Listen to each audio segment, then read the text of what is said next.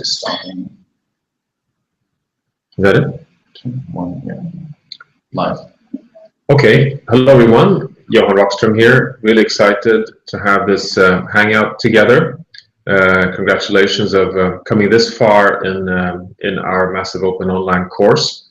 I'm really excited to have this with you today also because I'm just back from New York, where we've had 7 very intensive, but also for humanity, very decisive and promising days where, as you're aware, I'm sure, world leaders gathered to endorse, which they did with no deep arguments or big fights, the new framework for sustainable development, the so-called now global goals for sustainable development.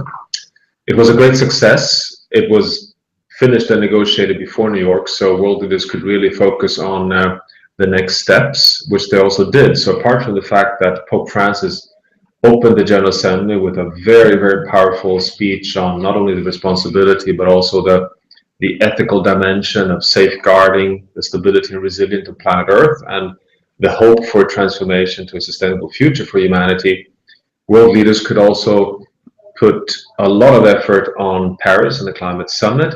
And several examples of initiatives were made where surprisingly countries even stepped up their pledges for Paris just thanks to the positive atmosphere that was in the General Assembly in discussing the Sustainable Development Goals. That was quite remarkable, in fact.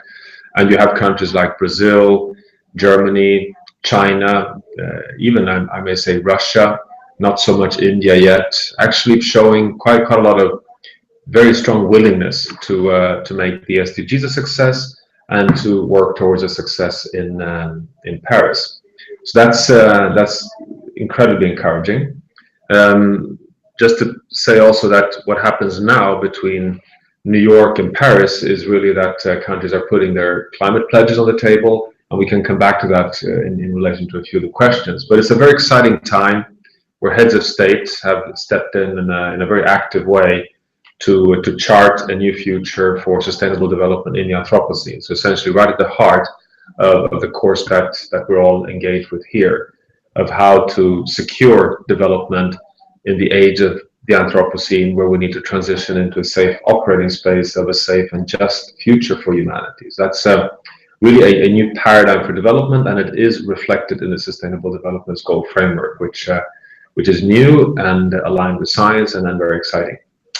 Okay, so with that framing, and I'd like to see just throw myself at some of your questions, and they're rolling in, and I suggest we start with Roy Jansen's question of what ways I've seen citizens change government's direction when and in terms of what examples do we see. And well, I'd like to start in the way back in New York. I think one shouldn't underestimate what people's movements mean for the influence on political leadership. We tend to think that you know, kind of one-off demonstrations or one-off express of opinions do not reach decision makers. I would argue today, after having had the privilege to engage with heads of state across the world, that that's not the case. In fact, on the contrary, if the streets are empty and the blog space and social medias are not vibrating, political leaders sense that such questions are not important. While on the other hand, when things really bubble and there's a lot of engagement and a lot of power and energy in the debate, heads of state really feel that things are important. So the People's Climate March in September 2014 and the remarkable global citizen concert and movement last week in Central Park does influence clearly. But then you have some specific cases. It's really exciting to see what happens in the Netherlands recently, where a whole litigation process has been running through the legal structures in the Netherlands, questioning whether the Dutch lack of political leadership on climate actually violates the fundamental constitution of the country, and coming out with a decision that yes, it does. In fact, in order to live up to the fundamental human rights in the Dutch constitution requires a government that actually acts on climate towards staying under the planetary boundary of 2 degrees Celsius. I've myself been and I'm involved in quite a remarkable journey in Sweden just over the past 2-3 months, where a lot of studies show clearly that the rich nations in the world need to decarbonize much faster than the developing countries to stay under 2 degrees, simply because we have such a rapid economic development and the need to lift people out of poverty. So in a radio program just a few months back, I suggested that science gives strong support that Sweden should become the world's first fossil fuel free country, and that the aim should be to decarbonize by 2030 to open up a just space within a safe operating space for development in the poorer parts of the world. And that led to such an uprising among youth groups, civil society organizations, bloggers, media. There were bloggers coming out and asking every party leader in parliament of their view of this suggestion that Sweden should now become the first fossil fuel free nation and show that that can really deliver on human well-being. That in the end, it actually reached even the Prime Minister's office, and today the Prime Minister has announced in Swedish Parliament that Sweden will become one of the first, so they tuned it down a little bit, one of the first fossil fuel free nations in the world. And we're now supporting the Swedish government with a science plan on how quickly that can be accomplished. And it would never ever have taken off if it hadn't been the enormous enthusiasm from so many stakeholders, from business leaders, local politicians, young people, civil society organizations, school groups, engaging in this over quite a short period of time. Of course, 2015 is special, we have the climate summit, but it shows that citizen movements clearly play a role. But I do think there's a difference today compared to the traditional environmental movements of the past, because in the past, the environmental movements were really the environmentalists making a good case for protecting nature. Today, we see a much wider diversity of voices, from the environmentalists to the innovators, the entrepreneurs, the religious leaders, belief societies coming together to tell a new story, the story of a sustainable transformation being a much more attractive future. So it's not only about environment, it's really about human dignity, development, and prosperity. And that's a big change. I think in a way, the citizen movement has an even stronger power today, because we are a voice of a much more diverse kind than in the past. That's quite exciting. Then we have a question by Olivia Urbanski. What specifications would need to be added to the Planetary Boundaries framework in order to be used in a legally binding fashion between international governments? Wow, that's a teeny weeny question. Now, but I think there's a way to kind of take it step by step. The first incremental step to address this question is that, believe it or not, for some of the boundaries we have legal frameworks already in place. So, for example, for the ozone boundary, we have the Montreal Protocol, which is the only of the 9 boundaries where we have, transgressed the boundary, entered the danger zone, signed the Montreal Protocol, and deviated back into a safe operating space. So this is the golden example of humanity having operated as planetary stewards on one of the 9 boundaries. And so that's a legal framework that is in place. You could argue that we have a legal framework for climate. The United Nations Framework Convention is there after all. We're struggling with translating it into a legally binding framework. Today it's still a loose framework convention with a proposition of a more voluntary framework in the future. As you know, we may come back to that, but still there is a framework. When it comes to the land, biodiversity, boundaries, we can argue, I think, that we have a legal framework in terms of the United Nations Convention on Biodiversity. Just 2 seconds. Do you mind just taking, this is my son, just tell him that I'm sitting stuck and that he's welcome to come. He's to come here and sit in my office. Thanks, Andrew. Sorry for that. And then, so here we have a convention, the Biodiversity Convention of the United Nations. which deals with the biodiversity boundary specifically, but also with land. And then, as you know, we've not been able to quantify the chemicals boundary, but there you have a whole range of different conventions, like the Stockholm Convention on persistent organic pollutants. So my point is that for the boundaries, you find surprisingly enough that we have in modern history policy efforts of trying to create legal boundaries in a fragmented way, but though still in a decisive way.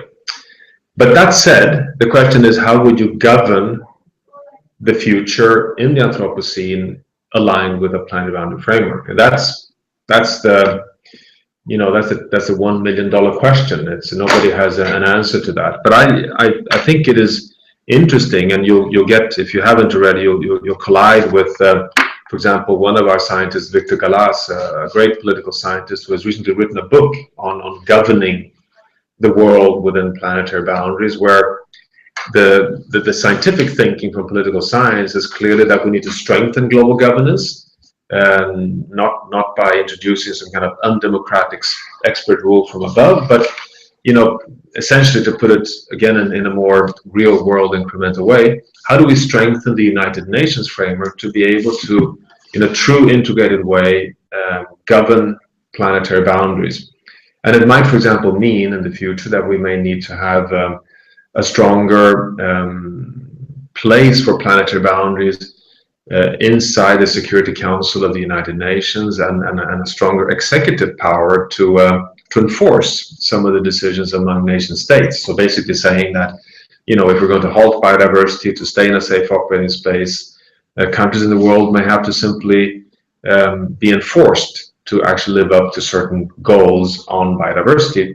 And they entrust that Security Council, that power, through democratic processes. So the General Assembly continues to be the world parliament for such big decisions, basically. So that's if any one of you are into a very exciting academic journey in political science, that this would be, I think, the cutting edge of that interdisciplinary research, clearly.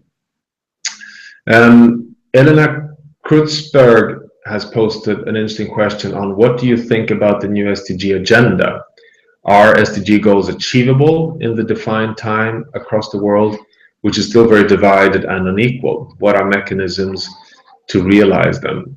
And this is really a great question, because in my view, and I'm not alone here to say, we should really, clap our hands and celebrate what world leaders have accomplished. It's extraordinary that heads of state in all countries in the world have undersigned 17 goals to achieve prosperity for 9-10 billion people within global environmental goals, and emphasize so strongly this is a universal agenda for everyone, with a strong ethical and moral responsibility to provide the right to development for all citizens on Earth. It's a remarkable achievement. The MDGs was an important agenda, but it was about poverty alleviation, and it was about halving poverty by 2015. And everything we said in 1992 on sustainable development was good, but it was largely a three-pillar approach where development came first, and we were trying to reduce environmental impacts.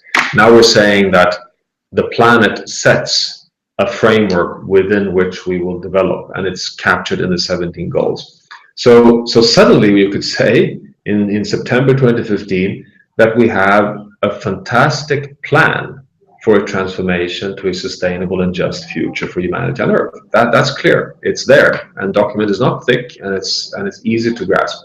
The question is, how do we operationalize this? How do we make it an implemented document? And that is the big question right now. And in fact, there is reason to be worried, because for one, you see already a tendency that countries say, okay, so for us it's goal 1 and 3 that is relevant, and for us it's goal 14 and 17 that is relevant, and that you pick this apart. Some will choose just poverty, others will choose just education, and some will actually take climate very seriously.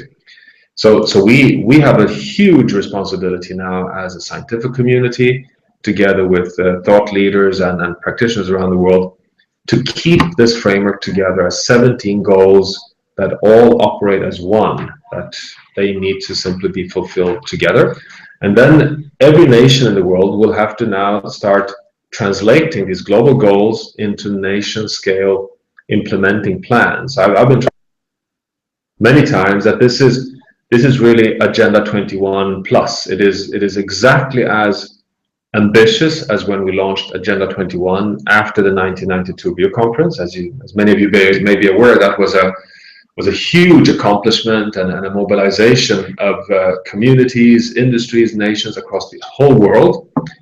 And we need to do that again. This is our task. And now is the time to start implementing SDGs in companies and countries and regions of the world. So that's the big task right now.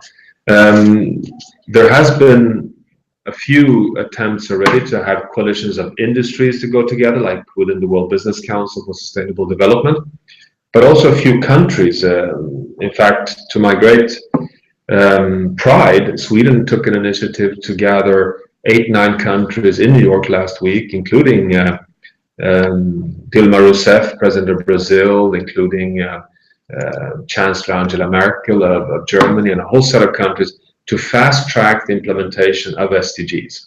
So, you know, it's still to be seen. It was interesting that Paul Polman of Unilever said something which I think resonates with all of us, and it's been said before, but that reputation is not built on what you say, but what you do. And I think that really captures a bit of what we're in for now. Now is that the reputation of this generation of world leaders will be determined not because they have said something, but it will be what they now do in all countries. And we can play a very important role there. We can play an important role in supporting this work. I should finally just say also that the dilemma or the challenge we have is that nobody knows what the SDGs are. There's clearly a need for a global campaign on making these new global goals something really appealing, attractive, you know, kind of a known agenda for everyone across the world, and that is still to be done. But I know that the UN is putting a lot of effort in a global campaign for what is now going to be called the global goals, just to keep it, let's say, to make it more easy to understand. Okay. Saskia Tegnell asks the following. In her book, This Changes Everything, Naomi Klein discusses the clash between globalization and free trade on the one hand and the climate issue on the other. What do you think about that? Is it necessary for free trade to step back and can it? So let me start answering that in a more generic way. So I share Naomi Klein's assessment of the risks we're facing. Despite the positive developments of the last year, we're still following a path that on average will take us to 3.5 degrees Celsius warming, even with the pledges on the table by 1st of October. Today, today, 1st of October, is the last day for countries to put their climate pledges on the table. And the add up as per 20 past 4 in the afternoon Central European time is that we will be heading to 3.5 degrees Celsius. Now, this is clearly a transgression of the safe boundary. It would push us out of the Holocene and is, for many, many millions of people in the world, a completely unacceptable, disastrous future. I share that diagnostic with Naomi Klein, the nervousness over the disastrous pathway we follow. However, where we differ in our diagnostic is that I'm totally convinced that the window to a transformation back to a safe operating space on climate, but also on biosphere sustainability is still open, even though barely open. And secondly, I'm convinced that that journey is not a journey that is in contradiction with modern globalization, innovation, technology, and a very attractive future for humanity. In fact, I'm more convinced than ever that economists like Lord Nick Stern is right, that the economic benefits of a transition to a decarbonized future are so high that they will actually entail negative costs. The normal question from any journalist is always, okay, so you're saying that we can decarbonize the world economy, so how much will it cost? What's the price tag to be sustainable? And interestingly, the answer today on scientific basis, whether you look at the new climate economy report, or if you look at the latest work by Nobel laureates like Joe Stiglitz or economists like Nick Stern, is that the costs will be zero or negative, meaning that we will gain from decarbonizing the world energy system, while the costs of business as usual, that's where the real sacrifice lies. So I think we're in for, if we get the right political decisions in place, for a tremendous transformative innovation journey towards a clean energy future, which just 5 years ago was not possible to articulate or present in a credible way, but today is possible. We see that solar, wind, bioenergy, hydro, and then other innovations are scalable and competitive even at low oil prices. So this is a completely new situation. I've sometimes been trying to articulate that as follows. We have reached a Montreal moment for climate. So when we signed the Montreal Protocol in 1987, three boxes were ticked positively. The science was in place and trusted, policy was ready to move, and the industry had solutions that did not undermine our human well-being. And we've reached that moment finally for climate. The science has been, established for many years, but is more robust than ever. Policy seems now finally ready to really move, and we have technologies that can deliver good human development all the way from poverty alleviation in rural areas in Africa to good modern development in our big cities in the world. Moreover, with technologies that are more advanced than coal mining, which are more healthy than coal mining, and which can create new and more jobs than coal mining. So that's quite exciting. It's a very special evidence-based news story that we can tell. And so I'm more optimistic than Naomi Klein in terms of working with the system rather than working against the system. I think we should engage more with big business, more with markets, and more with global trade.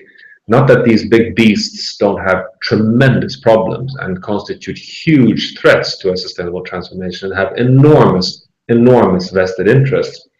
But I cannot see, and this is really important now, I cannot see how we can accomplish a transformation in time by first changing the system and then implementing the solutions. We have only 5-10 years to bend this damn curve of emission of greenhouse gases. How could we not work with the obsolete system we have? We need to simply work with the beast that is on the scene. We cannot first recreate the world with new values and everyone is harmoniously respecting the planet and then start implementing sustainable solutions. We need to work on these values. We need to work on reconnecting to the biosphere. We need to work on the fundamentals of a mind shift. I mean, as you may know, I translate my science and we translate our science at the Resilience Centre all the time around these deeper insights. But the urgency is such that we have such a planetary crisis that I think we need to work with the system, not in opposition with the system. And I think Naomi has a little bit more of an activist approach to that. She has a more of a kind of confrontational view, even though we're, needlessly to say, I'm one of her biggest fans. Okay, there we are. Lynn Gustafsson asked the following. As a teacher, I find it fairly easy to explain how fossil fuels affects a sustainable development. More difficult to explain how the loss of species affects sustainable development. How to explain this with a clear example, easy for everyone to understand.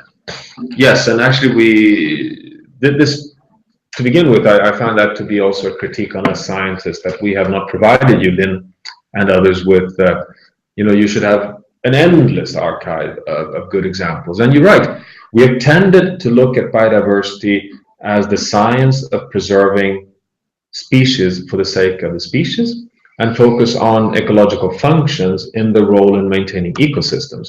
But as you certainly are aware, there's since 10-15 years an emerging very strong area of research of looking at the role of biodiversity in not only ecological functions like pollination and securing fresh water flows and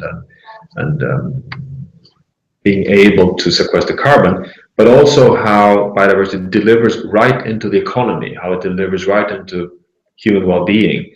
And to give you just a few examples, I mean, one that I find quite exciting today, which we rarely perhaps think of, is so 2015, as you may be aware, is an El Nino year. We're building up a very, very significant and potentially dramatic heat increase in the Pacific Ocean, which actually may lead to a bleaching event hitting coral reefs, which will surpass the 1998 bleaching event that wiped out large parts of coral reefs in the Indian Ocean and the Pacific Ocean.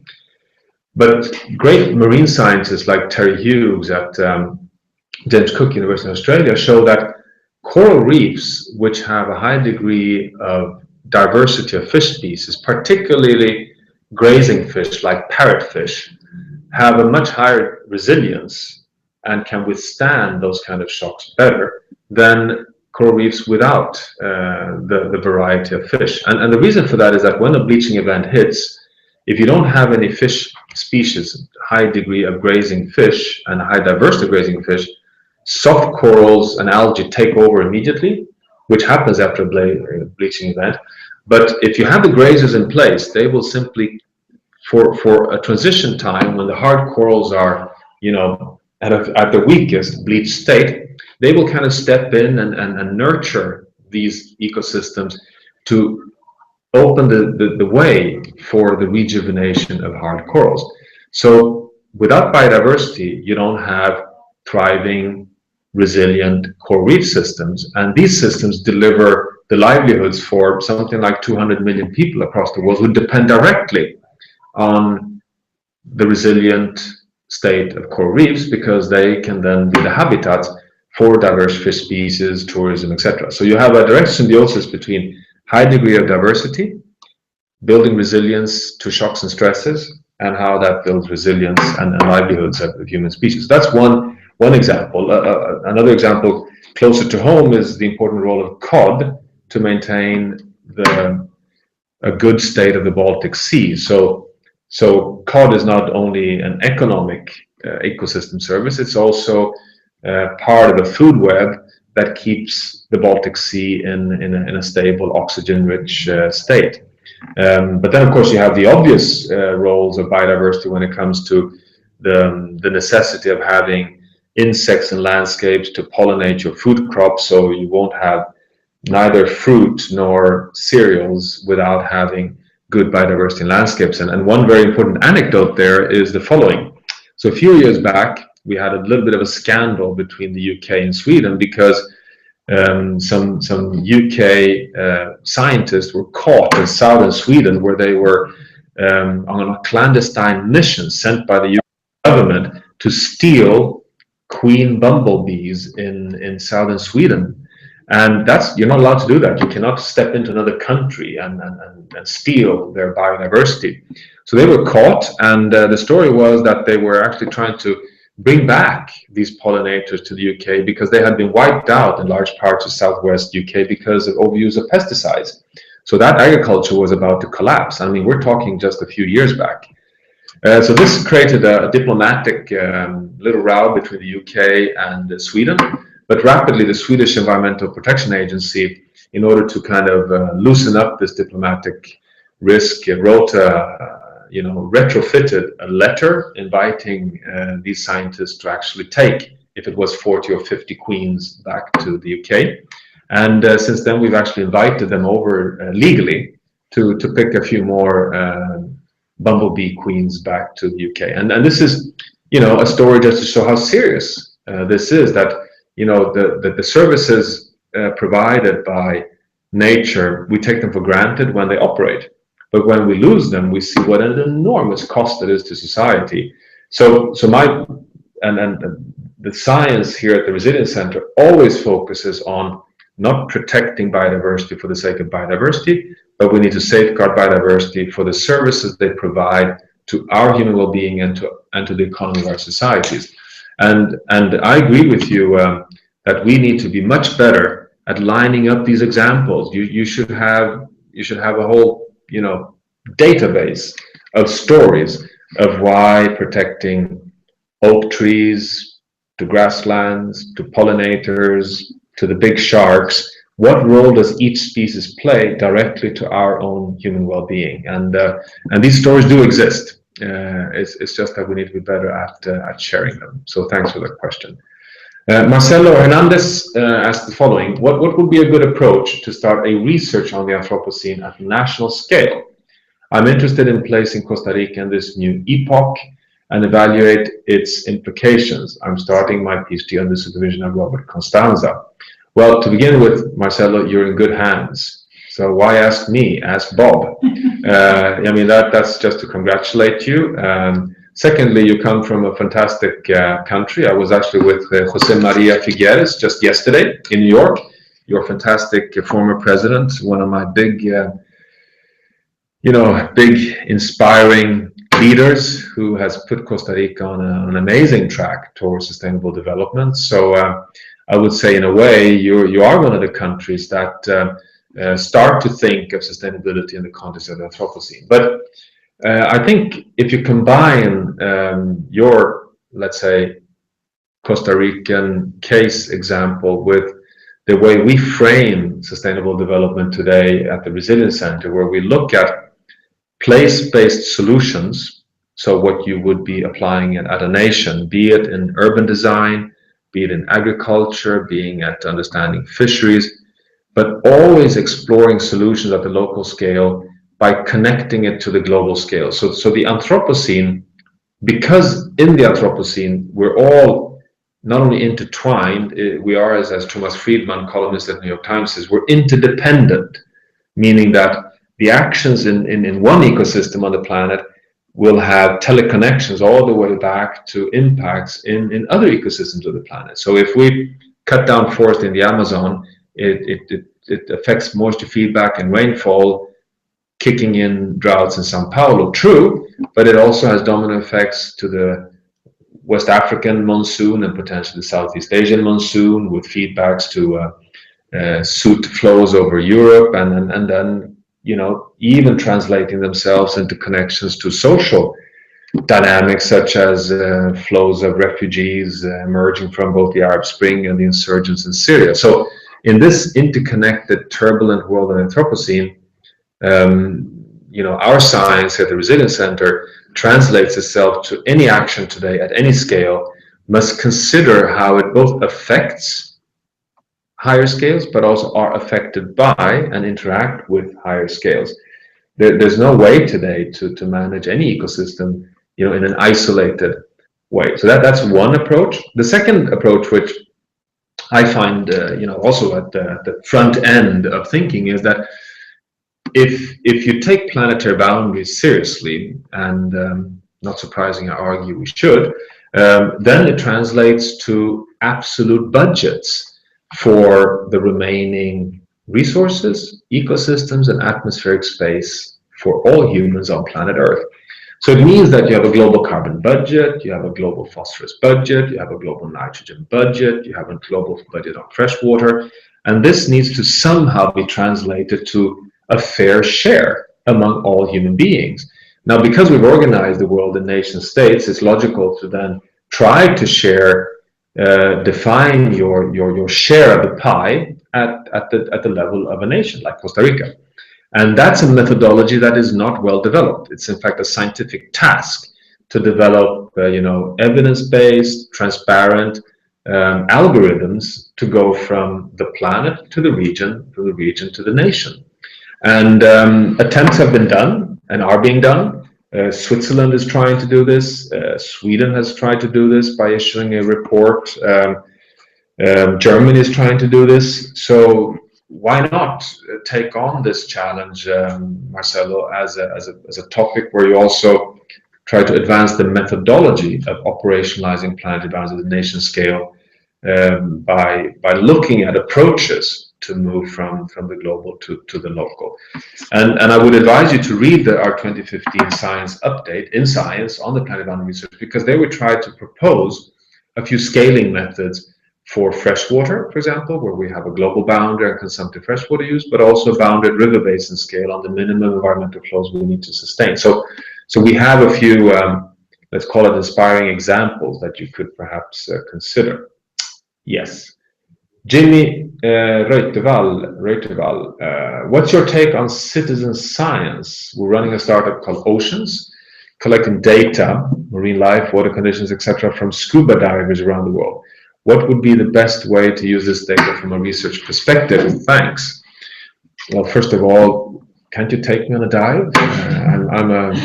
I'd love to do that, and I've come across similar approaches. But I think citizen science is a very exciting approach.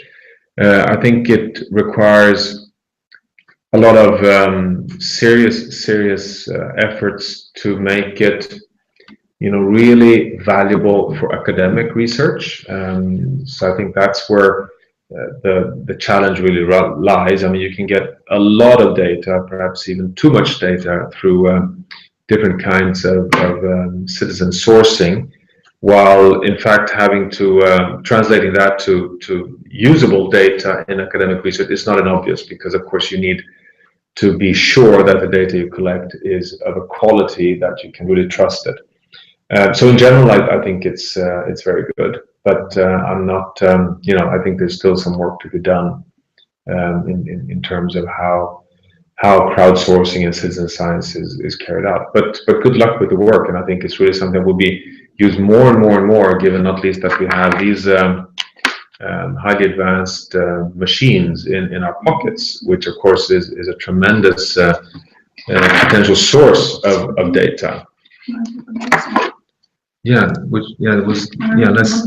think we should actually do that. You're right. So Jenny Hatchman, this is one of the questions that discussions in the forum. Yeah, discussions in the forum. So this is a tough one. I'm thinking of the tipping points and the new kind of equilibrium that established itself after a while. I wonder if this new stable state could ever be a positive thing. Change is always scary before you know how to cope with it, in my opinion. But humans are indeed very adaptive and could probably pretty soon discover new ways to live with a new kind of ecosystem and use of other kinds of ecosystem services than before. Or would you argue that it's always a negative thing when you reach a tipping point? So Jenny and others, so here you'll probably hear potentially a little bit of different views from myself and colleagues here at the center, but I'm quite strong in my conclusion that at the planetary scale, the Anthropocene is always a negative thing. The Anthropocene is a label of the fact that we are posing exponential, unprecedented pressures on planet Earth. And that is per definition negative, because it puts a threat on the stability of the planet, on the capacity of the planet to stay in its current equilibrium, the Holocene state. So you can never say, in my mind, that the pressures posed by humanity on the stratospheric ozone layer, or on biodiversity, or on oceans, or on the climate, that could ever be anything but negative.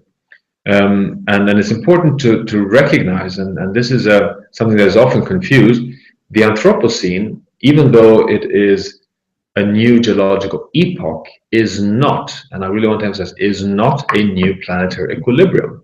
The Holocene is an equilibrium. So we are in a stable state. We are in an interglacial, amazingly environmentally stable equilibrium. And this equilibrium we call the Holocene. The Anthropocene is not a new state. It is simply a manifestation of the degree of pressure making us humans for the first time the dominant force of change. So the Anthropocene is just a label that we've moved from the sun being the dominant force of change on the living conditions on Earth to us humans being the dominant force of change. So your question, I take it, Jenny, is the question, okay, so what if the pressures rise so far that we actually tip the planet out of the Holocene? Can that ever be good? Answer, no. It can never be anything but bad. And we know that fairly well. We have been outside of the Holocene as modern humans, as you know. I mean, prior to this extraordinarily stable Holocene equilibrium, we were in a glacial period for 100,000 years as fully modern humans. And this is when we wiped out the Neanderthals. This is where we're hunters and gatherers. We were moving in and out of Africa. In fact, at one point, we were probably down to 15,000 fertile adults because it was 4 degrees colder. We had 70 meters lower sea level rise. Fresh water and food was very difficult to get, and we were hiding in the Ethiopian highlands. You know, we have lived outside of the Holocene equilibrium, but it has always been a very rough time. And if we think, what is it that could push us out of the Holocene now? Well, it's that we would tip over into a state that self-propels into an equilibrium, which is a new hot state. This is the Gaia theory inventor James Lovelock's hot state of the planet. And this is a planet which is 4, 5, 6 degrees warmer. That would be a new equilibrium. So remember that 2, 3, 4 degrees is not an equilibrium. It would be a transient state until we establish ourselves in a new equilibrium. And that equilibrium will probably be an equilibrium without permanent ice sheets. It would have, tens of meters of high sea level, but it would be a new equilibrium. Can we live in that equilibrium? Probably yes. But there's no evidence whatsoever to suggest that we could support a world of 7, soon to be 10 billion people in a way that matches anything we call a basic acceptable human well-being. So I would say on all accounts, neither is the Anthropocene good, nor is a tipping point out of the Holocene anything but bad. That said, it's important also to say, can we have a good Anthropocene? Well, of course we can, because if the Anthropocene is us being in the driving seat, then of course the big issue is, couldn't we drive down a different path?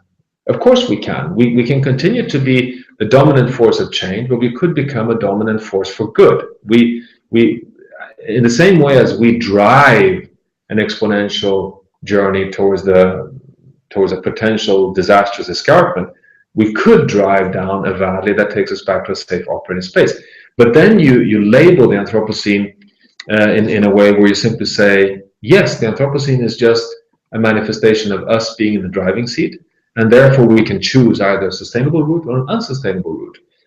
But it's always about staying in the Holocene equilibrium. It's never ever, sometimes it's kind of believed that, so we're in the Anthropocene, so we're in another equilibrium, it's another state of the planet. No, we're still in the cup. We're still in the Holocene cup. We're wobbling dangerously in this cup, but we're still in the cup. We're not outside the cup. In fact, the Earth system has such a remarkable resilience that so far it has been very, very adaptive in its ability to absorb our abuse. That makes us scientists very nervous, though. As you know, 95% of the heat that has been generated so far from our emission of greenhouse gases is sucked up in the oceans. This is resilience at play. This is Earth absorbing, dampening, hiding our pressures. Now, if that resurfaces at a point where resilience is lost to a large extent, then we are in big trouble, because that's when feedbacks start self-reinforcing warming. That's, if anything in this course, what I hope that you will carry with you is that if you apply resilience thinking to the Anthropocene, you recognize that we need to nurture negative feedbacks, meaning Earth's capacity to dampen and reduce impacts. And what you don't want to do is cross tipping points where feedbacks go from dampening to self-reinforcing, what we call going from negative to positive feedbacks. And when we move over such tipping points, Earth will go into a self-reinforcing change towards a new state. And that is what we need to avoid. So on all accounts, that is no good, to put it simple. And I think that's it's dramatic, but it's also very reassuring, I would say, that science can now say quite well that we have these hardwired biophysical points beyond which we go from, resilience that maintains a Holocene state and loss of resilience that self-propels us out of the Holocene state. And we thrive very well in a Holocene state, and we still have the window to maintain a Holocene state. And the Anthropocene is really a vehicle for us to now recognize that we have to become planetary stewards. That's in my mind how we translate the inside of the Anthropocene. Okay, You're posing two difficult questions here. That's why I'm not so fast in answering. Rick Steinberger asks, what else can we do in our own lives beside things like walk, bike more, use public transit, drive, fly much less, use low wattage bulbs, insulate the house, turn down the thermostat, eat far less meat, especially beef, buy locally wherever possible? Well, to begin with, Rick, that was a good list. That's impressive enough. I mean, if all of us did that, we would be in a much better place already. That's, in a way, in my mind, navigating a positive journey in the Anthropocene. But I think apart from that, what I'm more convinced than ever is that we need to suck in all the knowledge that we can get to be at the front end of what science says and tell that story to everyone, loud and clear. So apart from our actions on everything from cycling to eating more vegetarian food to being more, make efforts as much as we can on closing the loop on material flows, we can be part of a movement, and that movement is about knowledge, and it's a knowledge-based movement to transition the logic where we reconnect to our small planet, and that we tell that story in a way where we don't only emphasize the risks, but also emphasize the attractiveness for our advanced modern societies of that transition. And the more we tell that story, the more friends that learn about resilience, social ecological systems, ecosystem services as the basis for our human well-being, about planetary boundaries, about sustainability as the vehicle for success, the more we'll start seeing business leaders, political leaders move on these issues. And I emphasize this for the following reason. I'm totally convinced that we have done a few mistakes in the past when we have loaded too much responsibility on the individual. We so often say that, it's about awareness creation and it's about individual responsibility. And then we as individuals are supposed to be so aware and moreover translate that to a willingness to pay more for sustainable development. So ecological food is more expensive, public transport is more complicated, and we're supposed to be so enlightened that we also become sustainable. And as we all know, that's not easy in a modern world, and moreover, it will never engage everyone.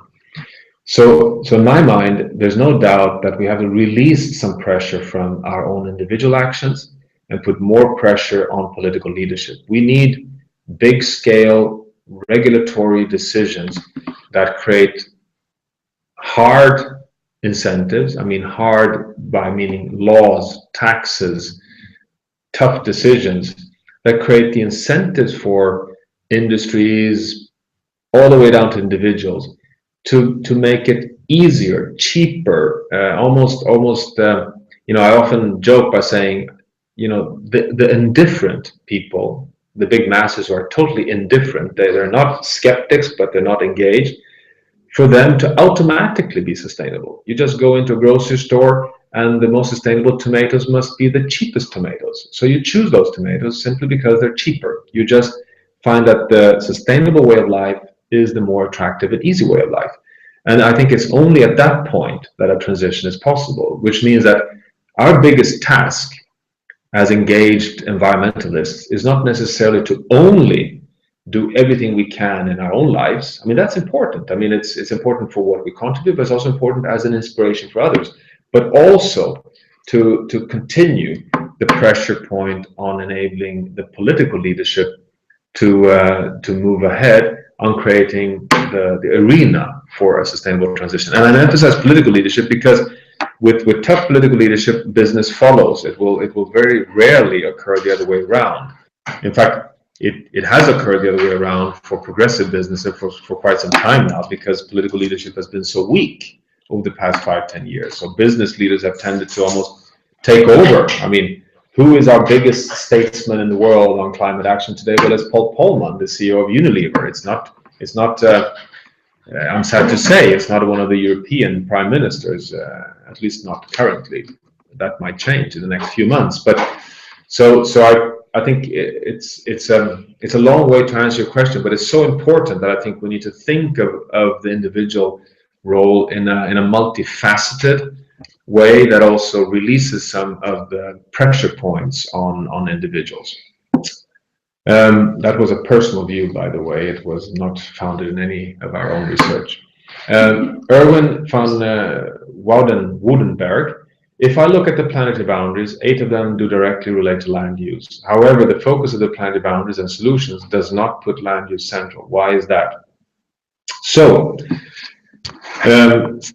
Erwin, you're right, but at the same time, I would have a bit of an argument on this. So we find in our latest analysis in the 2015 planetary boundary paper in Science that 3 of the boundaries are what we call core boundaries. These are defined as core boundaries. Well, as you say, first they are climate change, biodiversity, or biodiversity loss, if we put it strictly, and novel entities, the chemicals.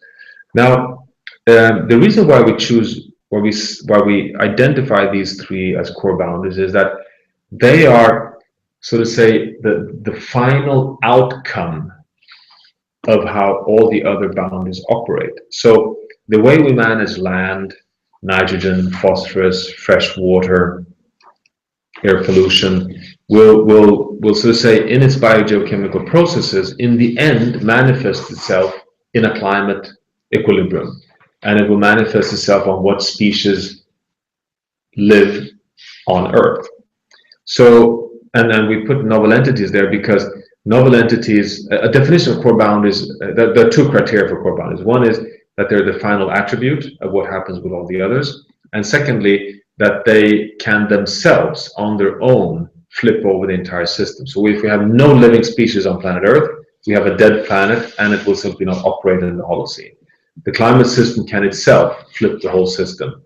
And that's why we add novel entities, because it seems like novel entities is the only non-global boundary that could tip over the entire world if we, for example, have a nuclear disaster. So that's why they're core boundaries. Now, therefore, our analysis shows that land, which is the basis for biodiversity and basis and in a way regulates the through flow of fresh water, is let's say the basis for which you get a final outcome, which is climate, a final outcome, which is biodiversity. So we rather put it in the other way around, that land forms the floor upon which we get the final outcome on nitrogen flows, phosphorus flows, which flow through land, fresh water flowing through land, biodiversity thriving on land, climate depending on fluxes of carbon in land. So in a way, so it's, well, it might be semantic because, as you see, land is mentioned each time I pop through these, but I think in terms of a logical flow chart, it is clear that land is, so to say, the substrate upon which the living biosphere evolves, which in turn determines what climate we get. I mean, in terms of a logical frequency. It's not the other way around, that the climate creates the soil. That's rather the soil that determines the climate. So it's more from that perspective that we have not put land central. But you do point at something really, really important, which is that all 9 boundaries are tightly intertwined, which means that thriving in a safe operating space means coming back into safe operating space for all the 9. You cannot think of a stable climate within the climate boundary unless you get the land boundary right. It's not possible. It doesn't matter even if we decarbonize the world energy system. If we screw up all forests, we're still outside of the climate boundary. So each boundary is tightly interwoven with all their sister boundaries, and that is, of course, a critical issue. Yes, I think. And then you can This one? yeah, that one. The question Okay. related to Victor's. Okay, so my rubber mark. On the forum. from the forum has a few questions, but we'll take the final one on innovation and investment. So the global banking system has numerous flaws that we all are aware of, yes, but also offers enormous potential as a tool to help bring sustainable innovations to market. What do you believe is the key to achieving a shift within the global banking system to transform portfolio investments, for example, pensions and other forms of wealth, to sustainable innovations instead of unsustainable products which currently offer faster rates of returns on investment? For example, fossil fuels, arms, and sustainable product production. So, well, to begin with, there's been a series of papers coming out, again, led by Victor Galas here, and I would really recommend you to have a look at them. One came out just yesterday, on exactly this link between financial transactions and the possibilities of a transformation to global sustainability. So please do have a look at our homepage to the link to that latest science. Now, this is a great question to end this chat on, because it kind of ties in, I think, the red thread, which I hope I've been able to convey, which is that the science on planetary boundaries provides a basis for which we create the boundaries within which the world financial system can evolve. And I'm totally convinced that we therefore need science-based political decisions to reaffirm and put this guardrail around society's markets in place. Now, once that is in place, the big question then is, will that create the incentives for financial markets, pension holders, investment capitalists, hedge fund holders to start redirecting their investments from unsustainable to sustainable innovations? And I think there's quite a lot of evidence to suggest that the answer is yes. That is, as if we have a strong enough, firm, predictable, long-term commitment to, for example, a 2-degree target, a success in Paris, high enough pledges from nations, and with high enough, I mean at least 40% emission cuts by 2030, to show that nations are not incrementally moving towards decarbonization, they're moving decisively towards a transformation to a decarbonized future. If we have all that in place, you'll start finding, I think, that financial flows start moving from coal mines, natural gas, oil, to solar, wind, bioenergy in a much larger extent. But it won't do it easily, and two more criteria are needed apart from this firm, legally binding step. And the first one is a price on carbon. So you need to work with several tools. I mean, the goals and the political decisions and the regulation is one, but then you need some policies, and the strongest policy measure, clearly well established, is a price on carbon. A global price on carbon of roughly $50 or so per ton of carbon dioxide would decisively help financial flows in a big way to move away from then too expensive fossil fuels to much more profitable renewable energy systems. And let me tell you something exciting, which will be announced in Paris. You know, we don't have a global price on carbon. In fact, we only have roughly 30 or so countries in the world operating a price on carbon, and Sweden happens to be one of them. But can you imagine, 400 big companies in the world have now decided and have implemented internal prices on carbon?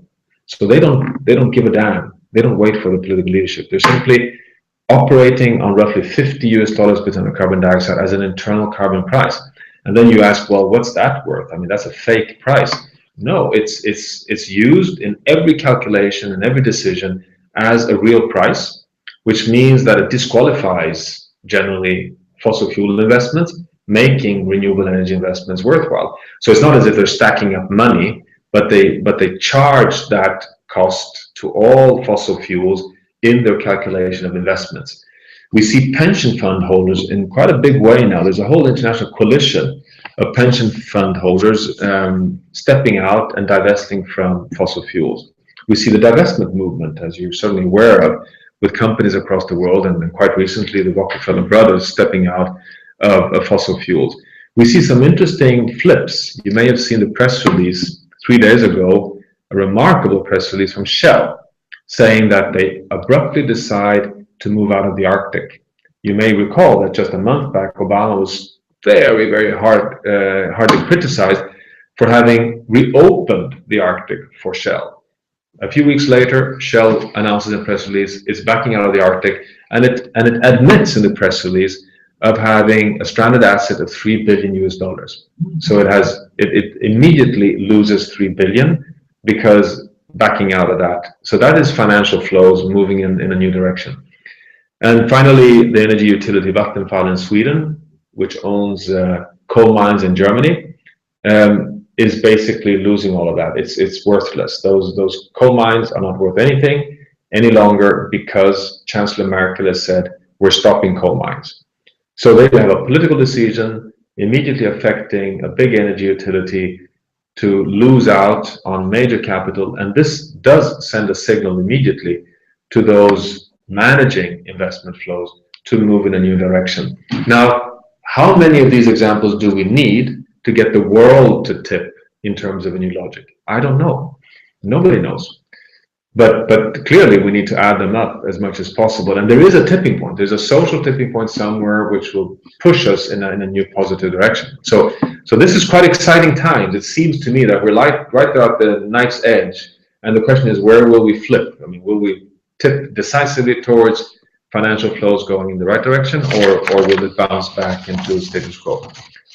I don't know. That's for you to explore in the future. Okay, dear friends, time is up. I've had a wonderful time. I hope you have enjoyed it. I love your questions. It's fascinating. Next hangout is with October 16th at 2 p.m. Swedish time, Central European time. Looking forward to that. Lisa, anything else? That's great. No. Okay. Thanks, everyone. Thanks a lot, everyone. Take care. See you soon online. Bye there. Bye.